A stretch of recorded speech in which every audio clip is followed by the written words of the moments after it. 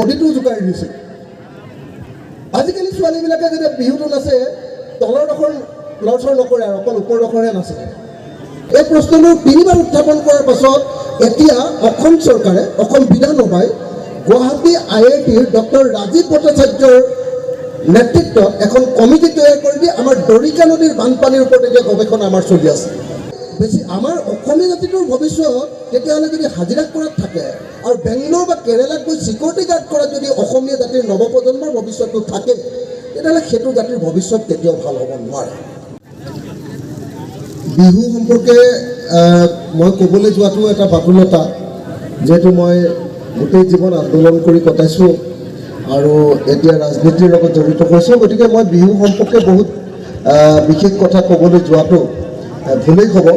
তথাপি মই সৰুৰে পৰা খেতিৰ লগত জড়িত আছিলোঁ আৰু পঢ়া শুনাৰ লগত জড়িত যিহেতু আছিলোঁ, তেতিয়া আমি দেখিছোঁ যে বিহুটো বেলেগ একো বস্তু নহয়। বিহুটো হ'ল আমাৰ খেতিৰ লগত সম্পৰ্ক থকা গাঁৱৰ মানুহবিলাকৰ এটা উৎসৱ। এইটো আছিল মানে গাঁৱৰ মানুহবিলাকৰ এটা উৎসৱ। সেইকাৰণে গোটেই পৃথিৱীৰ সকলো জাতি, যাক জাতি বুলি কয় নহয়, প্ৰত্যেকটো জাতিৰে এনেকুৱা ধৰণৰ উৎসৱ থাকে আৰু এইটোক ইংৰাজীত ফাৰ্টিলিটি ফেষ্টিভেল বুলি কয়। এইটোক উৰ্বৰতাৰ উৎসৱ বুলি কয়। উৰ্বৰতাৰ উৎসৱটো কেনেকুৱা চব দেই, মানে আমি এই বহাগ বিহুৰ পাছতে খেতি কৰিম, বৰষুণ হৈ গ'ল, খেতি কৰিম, শালি খেতি। আমাৰ খেতি মানে মূলতঃ কিন্তু অসমীয়াৰ শালি খেতিয়ে আছিলে। আমি এতিয়ালৈকে 2বাৰ খেতি নকৰোঁ, এতিয়ালৈকে 3বাৰ খেতি নকৰোঁ। আমাৰ মূল খেতিটো শালি খেতি। গতিকে শালি খেতিটোৰ লগত গোটেই উৎসৱটো জড়িত আপোনালোকে চাব। আৰু শালি খেতিটো সকলোৱে জানে যে অসমত, উজনি অসমত চাগে আমাৰ আহোমসকলে আৰু মধ্য অসমত আমাৰ শংকৰদেৱৰ বংশটোৱে ভূঞাসকলে আৰু তাৰপিছত নামনি অসমত আমাৰ কোচ ৰাজবংশীসকলে, মানে চিলাৰায়ৰ দিনত সেই সময়খিনিত আমাৰ শালি খেতিটো আৰম্ভ হৈছিলে। গতিকে বিহুটো মূলতঃ কোনেও নাজানে কেতিয়া আৰম্ভ হ'ল, কোনেও নাজানে। সেইটোতো জাতিৰ পৰম্পৰাগতভাৱে চলি অহা এটা লোক উৎসৱ, সেইটো কোনেও নাজানে। কিন্তু এটা বস্তু খাটাং যে সকলোৱে এই কথা জানে যে বিহুটো মাৰে পথাৰত, মাৰিছিলে পথাৰত, আৰু সকলোৰে বিশ্বাস আছিলে যে যিখন পথাৰত বিহু মাৰিব সমূহীয়াকৈ সেইখন পথাৰত খেতি ভাল হ'ব। এইটো এখন উৰ্বৰতাৰ উৎসৱ। আৰু বিহুটোৰ লগত প্ৰেমৰ সম্পৰ্ক, বিহুটোৰ লগত যৌৱনৰ সম্পৰ্ক, বিহুটোৰ লগত যৌনতাৰ সম্পৰ্ক, এই আটাইবিলাক সম্পৰ্ক বিহুটোৰ লগত সদায় আছিলে। আৰু সেইকাৰণে আমি সকলোৱে জানো যে বিহু কৰি থকা থলীৰ পৰা সাধাৰণতে ল'ৰা এটাই ছোৱালী এজনীক পলুৱাই লৈ যায়। এইবিলাক আমাৰ গোটেই লোকজীৱনৰ একো এটা কাহিনী। গতিকে বিহুটো মূলতঃ আমি খেতিয়কৰ বস্তু আছিলে। সেইকাৰণে প্ৰথম প্ৰজন্মৰ যেতিয়া আমাৰ বুদ্ধিজীৱীবিলাকে অসমত প্ৰথম প্ৰজন্মৰ আধুনিক বুদ্ধিজীৱীসকল যেতিয়া আৰম্ভ হৈছিলে, তেওঁলোকেতো আমাৰ বিহুটোক বিৰাট গালি দিছিলে। মই নাম চাম ক'ব খোজা নাই। তেওঁলোকেতো কৈছিলে যে বিহুটো হ'ল ইতৰ প্ৰাণী মানে জীৱ জন্তু, ইতৰ প্ৰাণীৰ অশ্লীল নৃত্য গীত। তাৰমানে শিক্ষিত মানুহবিলাকে বিহু উৎসৱ আয়োজন কৰা নাছিলে। কেলে? বিহুটোত ছোৱালীজনীয়ে বুকুখন ভাঙে, ল'ৰাটোৱে ছোৱালীজনীৰ লগত প্ৰেমৰ সম্পৰ্ক, যৌনতাৰ সকলোবিলাক চিম্বলে তাত দেখা যায়। বিহু মাত, বিহু গীত, নহয় জানো? চবতে এই গোটেইবিলাকে আছিলে। গতিকে সেই দুইটাৰ লগত মানুহৰ উৰ্বৰতা আৰু প্ৰকৃতিৰ উৰ্বৰতা আৰু পথাৰৰ উৰ্বৰতা, এইটোৰ লগত দুইটা চিম্বলাইজ কৰা হয়। সেইকাৰণে ইয়াক উৰ্বৰতাৰ উৎসৱ বুলি কোৱা হয়। তাৰপাছত দেখা গ'ল যে বিহুটো পথাৰৰ পৰা লাহেকৈ আহঁত গছৰ তলৰ পৰা আমাৰ ৰংঘৰলৈ বা ৰজাঘৰৰ হেৰিয়ালৈ, তাৰপাছত হয়তো আগে পাছে সেইটো কোনেও ক'ব নোৱাৰে, ভালকৈ কোনেও চাগে বিশ্লেষণ সেইটো কৰিব নোৱাৰে। তেনেকুৱা ধৰণৰ নৃতাত্ত্বিক আলোচনা হৈছেনে নাই মই এতিয়াও নাজানো, যে আগতে চোতালৰ বিহুটো আৰম্ভ হৈছিলে নে তাৰ আগতে এনেকৈ ৰজাৰ ঘৰৰ বিহুটো আৰম্ভ হৈছিলে, সেইটো চাগে কোনেও নাজানে। কিন্তু সময়ৰ পৰিৱৰ্তনৰ লগে লগে বিহুটো এনেকৈ গৈ আছে। কিন্তু বিহুটোক জাতীয় ৰূপ মানে কি? আমি বিহুটো খুব বেছি কিমানলৈকে আছিলে? গোলাঘাট মানলৈকে আছিলে, তাৰপিছত নগাঁও, তাৰপিছত গুৱাহাটী, আৰু তাৰপিছত যে নামনি অসমলৈ বিহুটো গ'ল, কেতিয়া গ'ল জানেনে? সেই বিহুটো গুচি গ'ল আন্দোলনৰ সময়ত। কেতিয়া? ভাৰতৰ স্বাধীনতা আন্দোলনৰ সময়ত।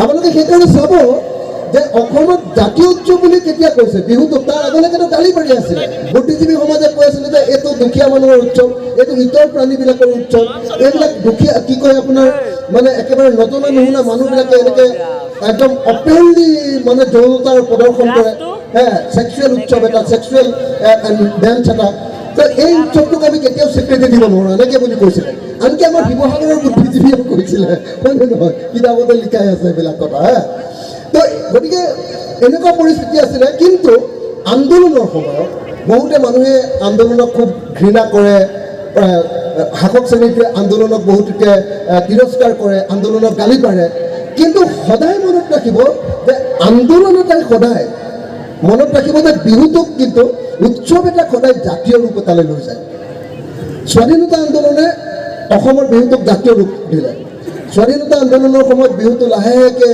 গুৱাহাটীৰ পিনে গ'ল নগাঁৱৰ পিনে গ'ল তাৰপিছত নামনি অসমলৈ গ'ল আৰু তাৰ পাছতে সেই সময়খিনিতে লাহে লাহে তাত যিহেতু এইটো পৰম্পৰা নাছিলে পথাৰত বিহু মৰাটো বা চোতালত বিহু মৰাটো লাহে লাহে তাত মঞ্চ বিহুবিলাক আৰম্ভ হৈ পৰিলে মঞ্চ বিহু আৰু এতিয়াতো দেখা গ'ল যে যিহেতু মানুহে খেতিটো খুব কমকৈ কৰে আৰু খেতিটোৰ লগতে উৎসৱটোৰ যিটো অৰ্গেনিক ৰিলেশ্যনশ্বিপ বুলি কয় ইংৰাজীত সেই অৰ্গেনিক ৰিলেশ্যনশ্বিপটো নাইকিয়া হৈ গ'ল এতিয়া মূলতঃ বিহু মানে এতিয়া মানে মোটামুটি মঞ্চ বিহু এতিয়া লাহে লাহে মঞ্চ বিহু হৈ গ'ল আৰু মঞ্চ বিহু মানে আকৌ এনেকুৱা হৈ গ'ল যে এতিয়া বিহু অহাৰ আগত মই নাজানো আগতে কোনোবা অসমীয়া নাচনীয়ে প্ৰেক্টিছ কৰিছিলে নে নাই এতিয়া মঞ্চ বিহুৰ কাৰণে চবে প্ৰেক্টিছ কৰে এতিয়া আপুনি বিহুৰ এমাহৰ আগত চাৰিওফালে অসমৰ ফালে ঘূৰি ফুৰিলে দেখিব যে চব ফিল্ডে বিহু নাচি আছে কিন্তু মই সদায় লক্ষ্য কৰি থাকোঁ কয়লেও চাগে লক্ষ্য কৰে জনা মানুহবিলাকে লক্ষ্য কৰে চাগে মইতো সাধাৰণ দৃষ্টিৰে লক্ষ্য কৰোঁ যে আমাৰ দিনত যিবিলাক আমি বিহু নাচিছিলোঁ আমি গোটেই বডিটো জোকাৰি দিছিলোঁ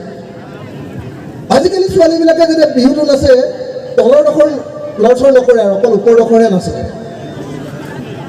আপোনালোকে চাবচোন মই মানে চাগে এইবিলাক বস্তু ভালকৈ ব্যাখ্যা বিশ্লেষণ হোৱা নাই কিন্তু দেখা গৈছে মানে সেইকাৰণে এতিয়া বিহুৰ চাপ এটা মাৰিলে মই কিন্তু নাচিব নোৱাৰোঁ অথনি মোক নাচিবলৈ দিছিলে নাচিবলৈ দি কেছেটৰ বিহু এটা লগাই দিছে মই নাচিব পৰা নাই মোৰ গাটো উঠাই নাই মোৰ গাটো কেতিয়া উঠে মোৰ দদাইদেউহঁতৰ দিনত যিবিলাক বিহু গাইছিলে সেই চাপৰটো মাৰিলে সেই পেপাটো বজালে আৰু সেই গানটো গালেহে বিহুৰ গানটো গালেহে বিহু গীতটো গালেহে মোৰ গাটো নাচে আজিৰ যিটো বিহু যিটোৰ লগত মঞ্চ বিহুৰ সম্পৰ্ক আৰু যিটো এতিয়া এজন বা দুজন মানুহে তৈয়াৰ কৰা বিহু নামটোনো কোনে তৈয়াৰ কৰিলে বুলি ক'লেতো কোনেও নাম ক'ব নোৱাৰে কিন্তু আজিকালি বিহু নামবিলাকতো চব বোলে আজি মানস ৰবীনৰ বিহুৰ গান জুবিন গাৰ্গৰ বিহু গান চব আজিকালি আমুকৰ বিহু গান হৈ গ'ল কিন্তু যিটো লোক বুলি কয় সেইটোতো তাৰ কোনো মালিক নাথাকে ন কোনে লিখিছে কোনে গাইছে কেনেকৈ গালে সুৰটো কোনে দিলে কোনেও নাজানে পৃথিৱী সেই যিবিলাক পুৰণা সেই বিহু নামবিলাক যেতিয়া গাই দিয়ে আমাৰ যুগৰ পুৰণা মানুহবিলাকে নাচিব পৰা হয় তেতিয়া নিজে নিজে আমাৰ গাটো ভাগি যায় কিন্তু আজিৰ যুগত যিবিলাক বিহু গীত গায় আমাৰ গাবিলাক নাভাগে মই বেছি দীঘলীয়া কৰিব খোজা নাই কিন্তু মই আপোনালোকক জনাব খুজিছোঁ যে সংস্কৃতিৰ এই যিটো ক্ৰমবিৱৰ্তন যে পথাৰৰ পৰা হয়তো আহত দলৰ পৰা আপোনাৰ ৰজাৰ ঘৰলৈ ৰজাৰ ঘৰৰ সময়তে হয়তো সামন্ত যুগতে আৰু বহুত জমিদাৰৰ ঘৰলৈ বা ধনী মানুহবিলাকৰ ঘৰলৈ তাৰপিছত চোতাললৈ যোৱাৰ পিছতো আকৌ এতিয়া দেখা গ'ল যে আজিকালি আকৌ অকণমান ধনী মানুহৰ ঘৰৰ চোতাললৈ যায় আজিকালি গাঁৱৰ বিহুযোৰা কি প্ৰথমতে আৰম্ভই কৰে চাগে টাউনৰ কোনোবা এঘৰ ধনী মানুহৰ চোতালত নহ'লে বা মঞ্চ বিহুৰ এটা প্ৰতিযোগিতা এনেকৈ আৰম্ভ হৈ গ'ল কিন্তু বিহুটো সেইটো নাছিলে বিহুটো আছিলে আমাৰ খেতিৰ লগত সম্পৰ্ক গোটেইকেইটা বিহু আপোনালোকে চাওকচোন ধান ৰুবৰ কাৰণে বহাগ বিহু ধান ভালকৈ হ'বৰ কাৰণে কাতি বিহু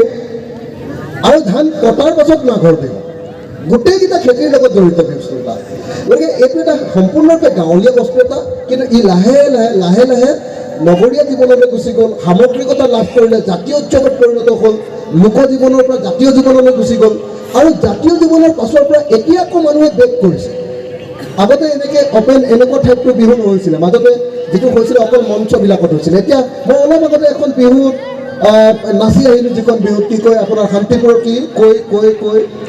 কি গাঁওখন নাম আছিলে কৈ যাম গাঁৱতে অলপ আগতে মই বিহু মাৰিছিলোঁ তাত একদম ডাইৰেক্টলি পথাৰখনত মানে বিহু কৰিছে কোনখন পথাৰত বিহু কৰিছে যিখন পথাৰত শালি খেতি নহয় এতিয়া কেলে আমাৰ এই যিখন নদী, এই নদীখনে ইতিমধ্যে আমাৰ হাঁহচৰা মৌজা আৰু গৌৰপুৰ মৌজাৰ গোটেই অঞ্চল লাখ লাখ বিঘা মাটি এতিয়া পথাৰত খেতি কৰিব নোৱাৰে। মই সেই প্ৰশ্নটো অসম বিধানসভালৈ 3বাৰ উত্থাপন কৰিলোঁ যে দৰিকা নদী কেতিয়াৰ পৰা নিয়ন্ত্ৰণ কৰা হ'ব আৰু দৰিকা নদীৰ বানপানীৰ পৰা নিয়ন্ত্ৰণ কৰি কেতিয়া আমাৰ পথাৰবিলাক 3বাৰ খেতি কৰিব পৰা যাব, কেতিয়া?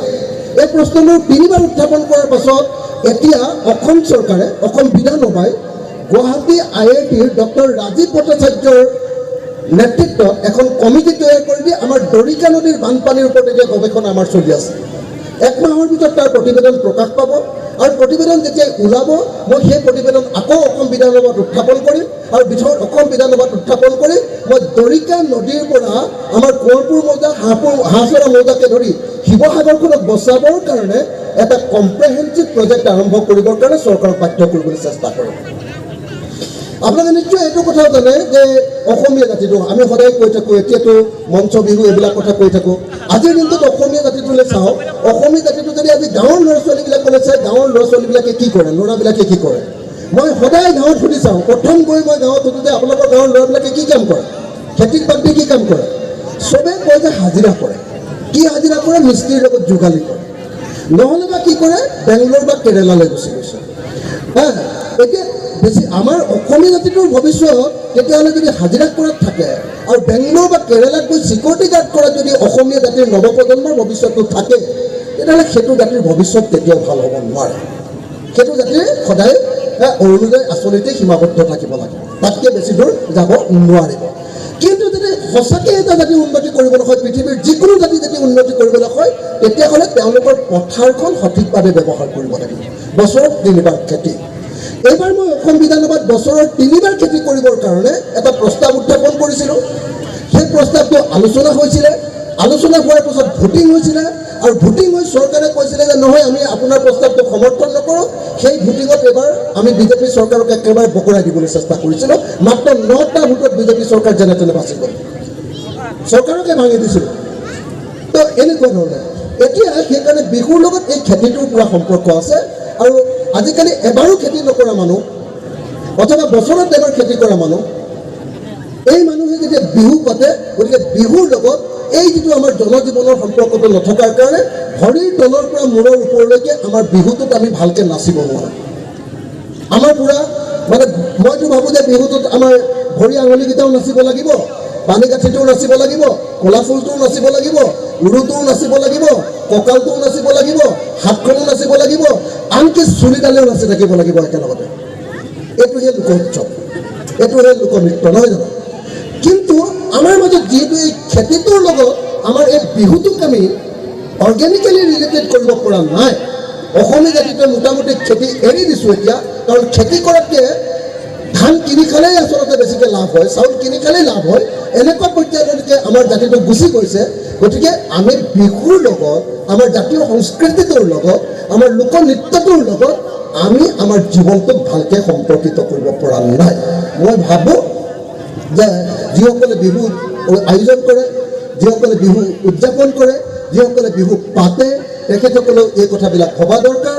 মই সদৌ অসম টাই আহোম ছাত্ৰ সন্থাৰ পূব হাঁহচৰা আৰু চেৰেকাপাৰ আঞ্চলিক সমিতিক ধন্যবাদ আৰু কৃতজ্ঞতা জনাইছোঁ মোক ইয়ালৈ নিমন্ত্ৰণ কৰাৰ কাৰণে, আৰু সকলোকে ধন্যবাদ জনাই মই মোৰ বক্তব্য সামৰণি মাৰিছোঁ। ধন্যবাদ। জয় আই অসম।